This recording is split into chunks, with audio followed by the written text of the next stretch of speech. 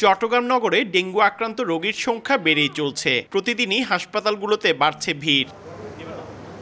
Civil surgeon অফিসের তথ্য মতে মশাবাহিত এ রোগে গত 16 দিনে ডেঙ্গু আক্রান্ত হয়েছেন 267 জন, মারা গেছেন 7 জন রোগী। আর জানুয়ারি থেকে 16 সেপ্টেম্বর পর্যন্ত আক্রান্ত রোগীর সংখ্যা 865 জন। এমন অবস্থায় মানুষের আতঙ্ক বাড়ছে। জ্বর ছিল, 4-5 দিন ছিল, বাসায় বিভিন্ন ডাক্তার থেকে ওষুধ নিয়েছি, রাষ্ট্রে এখানে এনে কালকে ভর্তি হয়েছে। সারা শরীর কাঁপছে, ওর কাফি জ্বর অনেক বেশি আসছে। ডেঙ্গুর প্রকোপ তো বিগত 10-12 দিন থেকে শুধু বাড়তেছে, কমতেছে না, বাড়তেছে। আশেপাশে যে ডোবাগুলো আছে বা ড্রেনগুলো আছে এগুলো থেকে মশার উদ্রক্তা হতে পারে। বন্যার পানি হয়েছে যে ওই পানির পরের থেকেই, ওই পানির পরের থেকে শরীর অসুস্থ আর কি। মশার উপদ্রব বাড়লেও বাড়েনি চট্টগ্রাম সিটি কর্পোরেশনের ওষুধ ছেটানোর কার্যক্রম। এ নিয়ে সিটি কর্পোরেশন উদাসীন বলে অভিযোগ নগরবাসীর। আগে তো ওষুধ দিত সিটি কর্পোরেশন লোক, এখন দিচ্ছে না।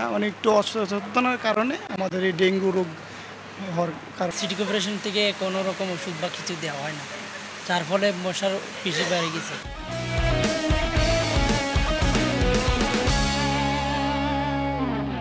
আক্রান্ত হলে আতঙ্কিত না হয়ে দ্রুত চিকিৎসকের পরামর্শ দিয়েছেন স্বাস্থ্য সংশ্লিষ্টরা। ক্লাইমেট চেঞ্জের কারণে হতে পারে। আর একটা হচ্ছে এই যে বৃষ্টির পানি, প্রতিদিন বৃষ্টির পানি হচ্ছে, এটার জন্য বিভিন্ন জায়গায় পানি জমা থাকার কারণে হতে পারে।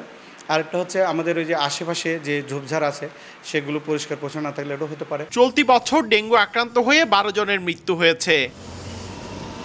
পার্থপ্রতিম বিশ্বাস, সময় সংবাদ, চট্টগ্রাম।